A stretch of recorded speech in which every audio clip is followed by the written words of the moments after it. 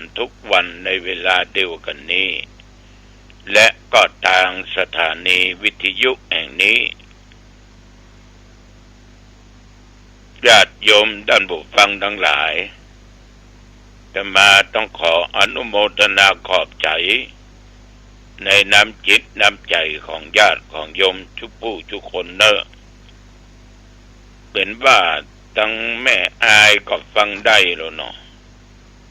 เพราะนั้นแม่จันสมมันเดินทางมาจากบ้านแม่สาวมาตามหมอนัดที่หงยาเคยฟังตู้เจ้าหนองทองก็เลยชวนลูกชวนเต้ามาแวะที่วัดแม่ฟังเป็นประจำเนาะอายุเป็นได้77ละโรคภัยไข้เจ็บหายไปเนอะแม่เนอะอยู่เย็นเป็นสุขเนอะเอาละต่อไปนี้เอามาบูชาพระรัตนตรัยสวดมนต์กันเนาะเพื่อเป็นมงคลต่อชีวิตแล้วก็ฟังธรรมคติสอนใจตามโอกาสเวลาตั้งใจเนอะอะระหังสัมมาสัมพุทโธภควาพระผู้มีพระภาคเจ้าเป็นพระอรหันต์ดับเพลิงกิเลสเพลิงทุกข์สิ้นเชิงตรัสรู้ชอบได้โดยพระองค์เองพุทธังภวันตังอภิวาเทมิข้าพเจ้าอภิวาทพระผู้มีพระภาคเจ้าผู้รู้ผู้ตื่นผู้เบิกบานกราบพระพุทธสวากขาโตภควตาธัมโมพระธรรมเป็นธรรมที่พระผู้มีพระภาคเจ้าตรัสไว้ดีแล้วธัมมังนัมสสามิข้าพเจ้านมัสการพระธรรมกราบพระธรรม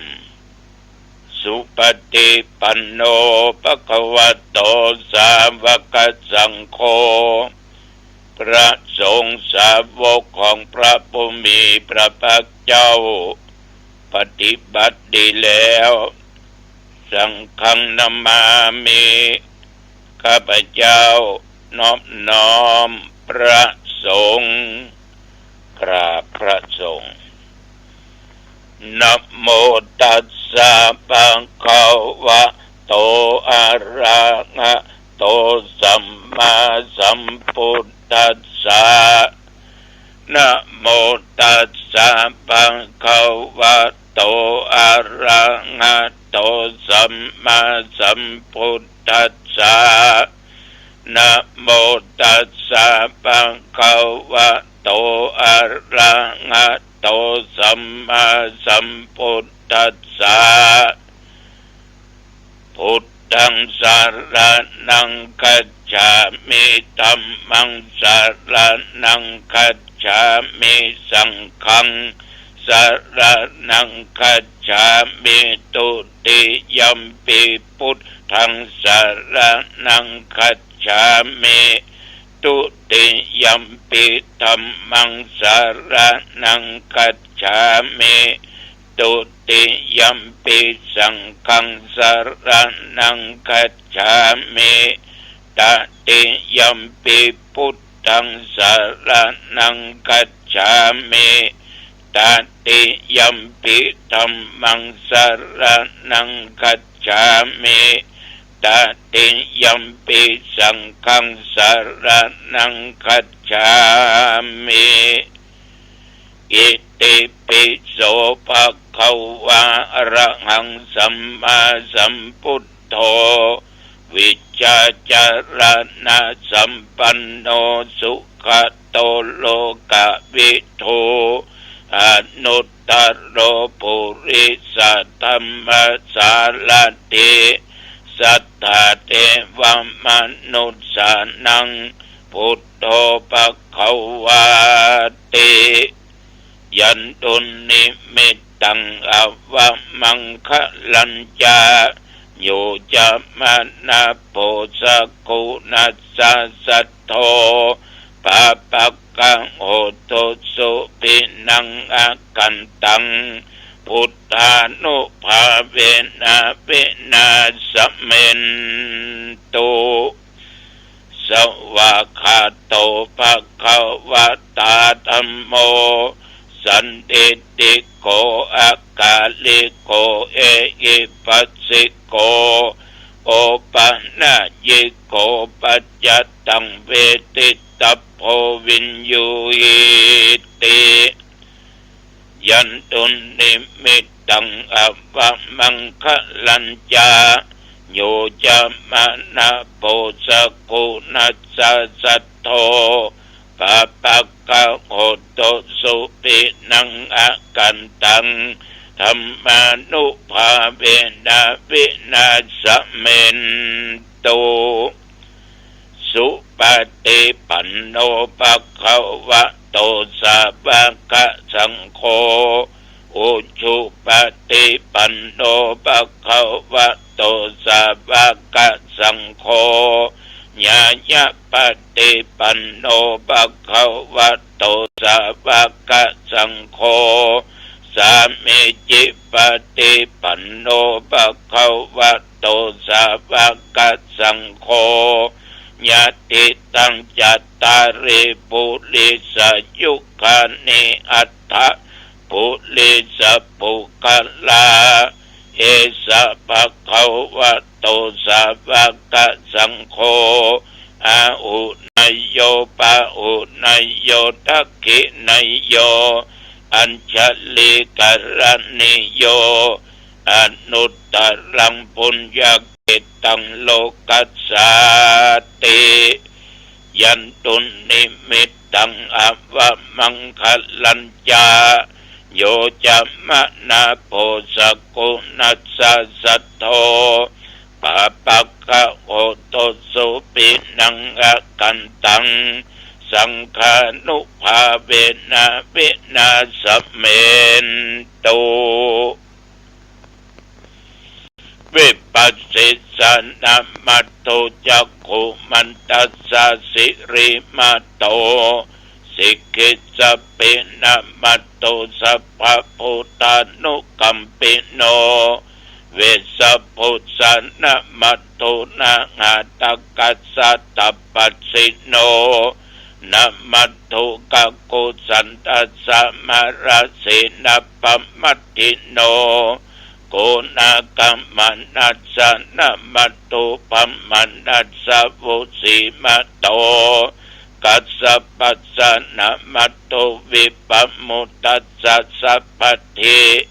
อังคิรัสสะนามัตโตสักกัญญาปุตตัสสะสิริมัตโตโยอิมังธรรมเตเสสิสัพพตุกะปันโนทันนังเยจะปินิพุทธาโลเกยะถาพุทธังวิปัสสิสุงเตชะนาอภิสุนามะหันตาเวตัสสารธาหิตังเทวมนุษสานังยังนัมมัสสันติโคตมังวิชาจารณะสัมปันนังมหันตังเวตัสสารทังวิชาจารณะสัมปันนังบุตังวันธามะโคตมันติยะโตหังภาคินิอาลิยยะจติยะชะโตนาปิชานามิสันจิจัปปันนังชีวิตาโวโรเปตาตินาสัจเจนะโสติเตโอตุโสติกัปปัสสะโพชังโคสติสังฆาโตธัมมันังวิจโยตัทธาวิริยัมปิติปัสสติโพชังคาจัตตถาปะเรสัมมาตุเปกะโพชังคาสัตติเตสัพพทักษินามุนินาสัมมาตัคคตาภาวิตาภาอุลิกตาสังวัตตันเตอภิญญาญาณิพพานายาจะโพธิยา เอเตนะสัจจวัชเชนะโสทิเตโอตุสัพพัทธาเอกัสสมิงสมัญเยนะโทมุขัลลานัญจกัสสปังคิลาเนตุกิเตติสวาโพชังเคสัตตะเทสัญเยติจะตังอภินันติตวาโรคามุจจิงสุตังคะเนเอเตนะสัจจวัชเชนะโสติเตโอตุสัพพัทธาเอกัตถาธัมมราชาปิเขลัญเยนะปิปิริโตจุนดาเทเรนะตัญเยวาพันนาเปตวานัสสะตะลังสัมโมติตวาจะอาปาทาธัมมบุตตาสิทานะโสเอเตนะสัจจวัชเชนะโสทิเตโอตุสัพพัทธาปะหินาติจะอาปาทาตินันนัมปิมะเหสินังมัคคะอัตตกิเลสวะปัตตานุปติธัมมตังเอเตนะสัจจวัชเชนะโสติเตโอตุสัพพัทธาสักกัตตัวพุทธรัตนังโอสัตถังอุตตมังวรังยิตังเทวมนุสสนังพุทธเตเชนะโสตินานัสสันตุปัตตวาสัพเพทุกขาวุปัสสะเมนตุเตสักกัตตัวธรรมรัตนังโอสัตถังอุตตมังวรังปะลิลาอุปัสสมานังธรรมเตเชนะโสตินานัสสันตุปัตตวาสัพเพปัญญาวุปัสสะเมนตุเตสักกัตตัวสังขารตันนังโอสัตถังอุตตมังวรังอาหุนายยังปาหุนายยังสังฆเตเชนะโสตินานัสสันตุปัตตวาสัพเพโรกาวุปัสสะเมนตุเตนัตถิเมสรณังอัญญังพุทโธเมสรณังวรังเอเตนะสัจจวัชเชนะโหตุเตชัยยะมังคลังนัตถิเมสรณังอัญญังธัมโมเมสรณังวรังเอเตนะสัจจวัชเชนะโหตุเตชัยยะมังคลังนัตถิเมสรณังอัญญังสังโฆเมสรณังวรังเอเตนะสัจจวัชเชนะโหตุเตชัยยะมังคลังภวัตตุสัพพะมังคลังรักขันตุสัพพเทวตาสัพพพุทธานุภาเวนะสัทธาโสทิภวันตุเตภวัตตุสัพพะมังคลังรักขันตุสัพพเทวตาสัพพะธัมมานุภาเวนะสัทธาโสทิภวันตุเตภวัตตุสัพพะมังคลังรักขันตุสัพพเทวตาสัพพะสังฆานุภาเวนะสัทธาโสทิภวันตุเตโดยบทพุทธานุภาพธรรมานุภาพสังฆานุภาพบทสาธยายมนต์พชังคะปริญญันตุนิมิตตังสกัตตัวนัตถิเมวิปัสสิสะมนต์อันศักดิ์สิทธิ์เหล่านี้จงปกป้องคุ้มครองรักษายังตนตัวข้าพเจ้าและญาติโยมท่านผู้ฟังแม้นว่าได้โรคตะลงโรคภัยไข้เจ็บโลกาเพียธิอันร้ายอันนักหมอยุกหมอยากินยาบ่หายก็ขอคุณแห่งพระพุทธพระธรรมพระสงฆ์มนต์เหล่านี้จงกำจัดโรคภัยไข้เจ็บที่เป็นหนักเป็นร้ายนอกกายในสรีระร่างกายขออันตรธานสวงหายความสุขกายสบายใจ แม่นเดินทางไปเหนือใต้ตกออกไกลและใกล้ไปก็มีใจกลับมามีโชคมีใจปราศจากภัยต่างๆอุทกภัยอัคคีภัยวาตภัยอุบัติภัยโรคภัยสุขกายสบายใจจำเริญด้วยสติและปัญญาบัดตั้งตัวตนอยู่ในความประมาทขอญาติโยมท่านทั้งหลายหิมากาขึ้นกาแม่นไขหมานเจริญไปด้วยกิจการงานหน้าที่ยิ่งขึ้นไปปอนอันประเสริฐล้ำเลิศจงบังเกิดมีแก่พวกเราคืออายุวันนะสุขภละเหมือนกันทุกคนด้วยเทินกรมอุตุบอกตักเตือนอยู่ทุกภาคในประเทศยังมีลมมีฝนอยู่บางที่ก็ตกหนักบางที่ก็น้ำหลากน้ำท่วมบางที่ต้นไม้กาเสาไฟกาล้มละเนระนาดบางที่หอเอือนที่อยู่อาศัยถูกลมแรงพัดปิวว่อนเดือดร้อนกันหลายที่แต่นับเมื่อตะวันวามาจนถึงปัจจุบัน24 ชั่วโมงตุและญาติโยมก็โชคดีมีบุญผ่านมาแล้วก็จะผ่านไปตลอดจนอายุได้100 เนาะก็ออกไม่ออกเนาะญาติโยมตั้งแต่ตะวามาจนถึงปัจจุบันนี้ตะวานี้อยู่วัดเนอะกินของง่ายก็ไปไหนกินข้าวต้อนก็ไปไหนมาค่ำมาคืนก็อยู่วัดนอกจากพบปะญาติโยมเปิ่นมาทานทำบุญวันเกิดพ่องทานกันเข้าไปหาผีตายพ่องได้นั่งสนทนาธรรมพ่องนะแต่วันนี้เวลาเมื่อคืนบึ้น2 ทุ่มมาปะกันที่หน้าวัดสลีสุพรรณเนอในงานข่าวดำบึ้น2 ทุ่มปะกันที่หน้าวัดสลีสุพรรณพอออกไม่ออกญาติโยมท่านผู้ฟังทั้งหลายคำว่าบุญเป็นที่พึ่งของคนเฮาทั้งหลายที่เกิดมาในโลกนี้เฮาเกิดมาชาตินี้ก็เพราะเฮามีบุญถ้าเฮามีบุญตายไปชาติหน้าเฮาจะได้มีสุขบุญคือความที่ดีมันเกิดจากการกระทำแต่ว่าทานเนาะอย่างพอออกไม่ออกได้กินได้ทานเนี่ย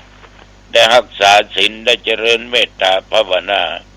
เป็นว่าเป็นบุญกิริยาวัตถุประการศีลภาวนาทีนี้บุญที่สำคัญนั้นเป็นบุญที่เป็นความดีเป็นบุญโดยเฉพาะการให้ทานเขาจะหันว่าเป็นบุญได้อย่างชัดเจนกว่าบุญอย่างอื่นคนใดเป็นคนชอบ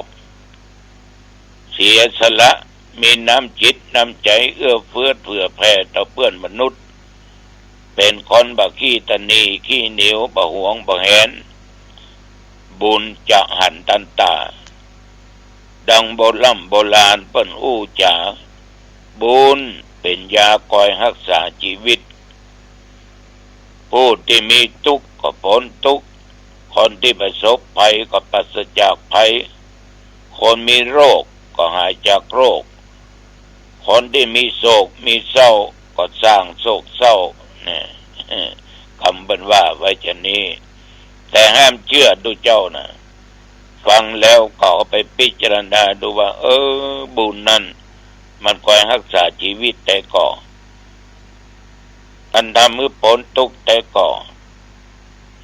พ้นจากภัยได้ก่อพ้นจากโรคหายจากโรคได้ก่อ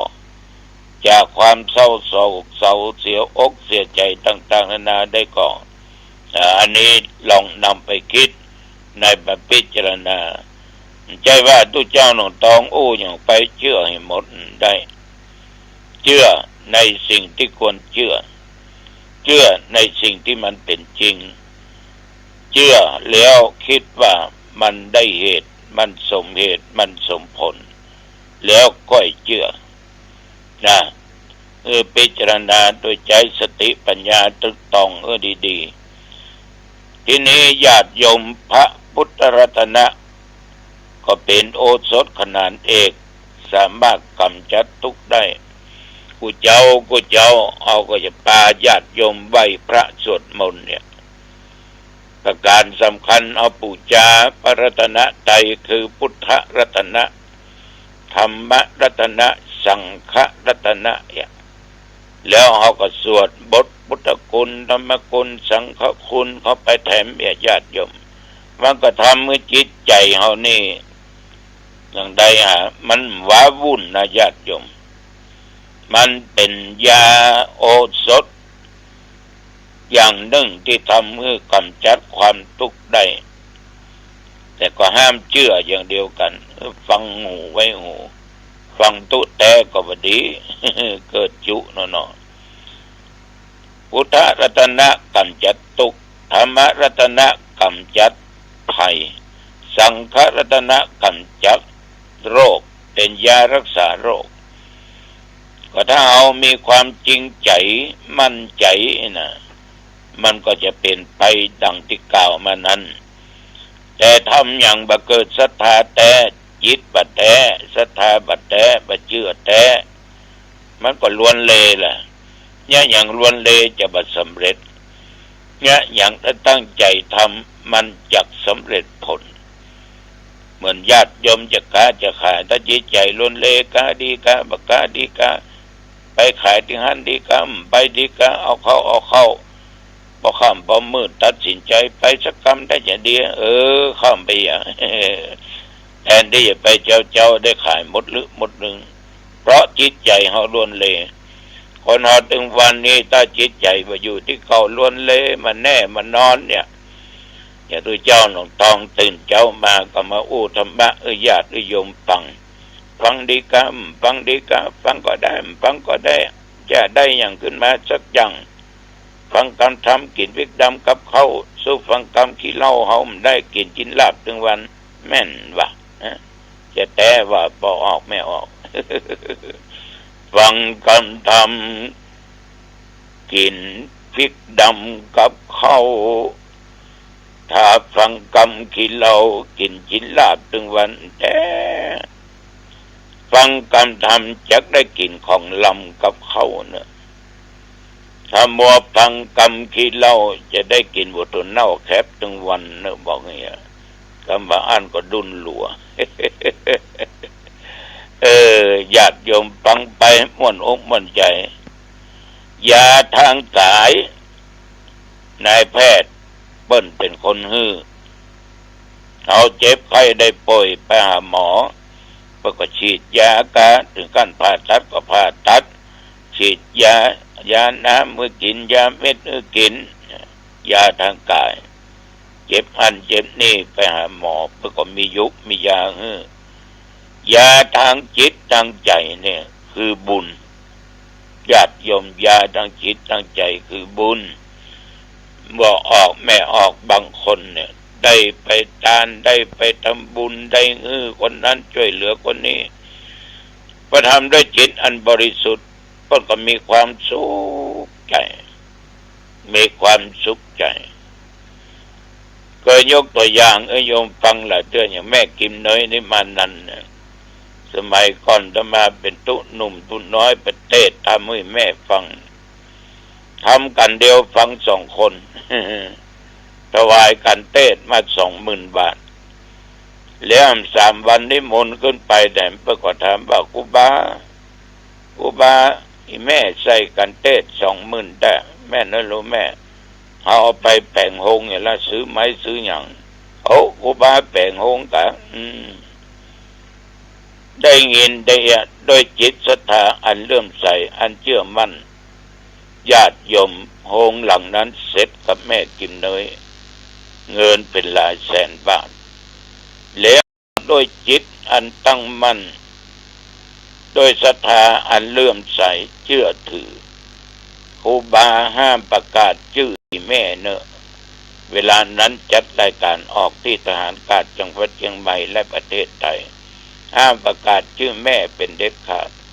แล้วห้ามจดชื่อแม่ไว้เนอะห้ามหมดเพิ่นขอร้อง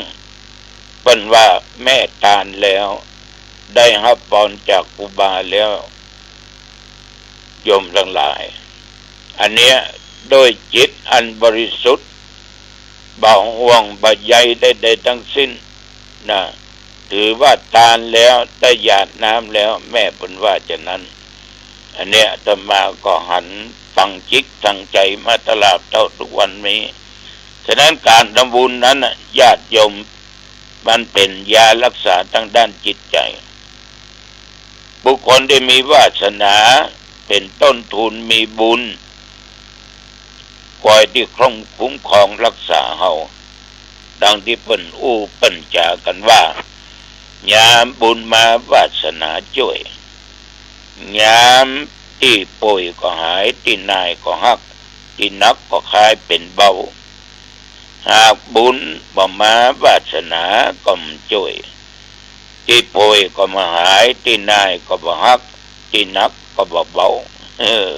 น่าจะเป็นจะนี้เนาะญาติโยมเนาะฉะนั้นญาติโยมสาธุชนสร้างบุญไปเถอะเนอะสร้างคุณงามความดีทั้งกายทั้งวาจาทั้งด้านจิตใจทั้งกายก็ทำง่ายเปิ้นมีการมีงานก็ช่วยเปิ้นเอาบ่ไปลักไปจกไปบุ้มไปตีมไปฆ่าไผเอาก็ทำบุญละนะทำบุญละลงทุนในตัวในใจของตัวเก่าจังวาจาบดาบอกว่าอย่างคือไผปฏิสินนินทาไผบ่เล่าหน้าจากขวนไผนะแล้วบ่เล่าขวนทุเจ้าหนองตะรองนี่นะ บุญละคนที่เล่าหน้าจากขวนเปิ้นด่าเปิ้นแจ้งเปิ้นเนี่ยบาปนั่นน่ะเนาะบาปตั้งใจคิดบ่โลภบ่โคตรบ่หลงเนี่ยเอาบ่ขี้โลภบ่ขี้โกงไผญาติโยมก็สร้างบุญแก่ตัวเองนะมีความสุขบ่มีต้นมีตาด้วยนะบ่โคตรบ่เกลียดบ่อาฆาตพยาบาทมาตร้ายไผใดๆทั้งสิ้นไผจะยังได้ก็จังมันตัวเขาไม่ใช่ตัวเราแต่ว่าพอจุนเจือช่วยเหลือสงเคราะห์ได้เอาสงเคราะห์เอาช่วยเหลือด้วยความบริสุทธิ์ใจมันก็เป็นบุญเป็นกุศลอันยิ่งใหญ่คนเฮานี่ถ้ามีบุญอยู่ในจิตในใจอยู่ด้วยกันมีความสุขบ่ว่าผัวกับเมียว่าลูกกับพ่อแม่ถ้ามีบุญนะมีศีลมีธรรมนะญาติโยมมันจะมีความสุขเนอบ้านจองหอเฮือนจุ่มเย็นมีสุขถ้าบ่มีบุญตัดเหลือหม้อนหกเนอหรือหม้อนหกเนอไฟลุกจะโลผัวมันก็ฮ้อนเมียก็ฮ้อนลูกก็ฮ้อนถูกไฟมรกมาสุ่มด้านจิตใจมันนึกขลึ่งบึ้งบังมันก็ด่ากันนะแม่เป็นเจ้าเนี่ยเด้อสปะสเปนฉะนั้นบุญเกิดในบ้านบุญเกิดในจิตในใจเนอะเอาละวันนี้ตัวเจ้าวัดหนองตองฝากไว้คืนนี้ปะกันที่ศาลาหน้าวัดสลีสุพรรณ8 โมงเมื่อคืนเนอะงานข่าวดำเนอะเอาปะกันที่หันเวลาหมดเวลาอายุวันโนสุขังปะลังพบกันใหม่โอกาสหน้าเจริญพร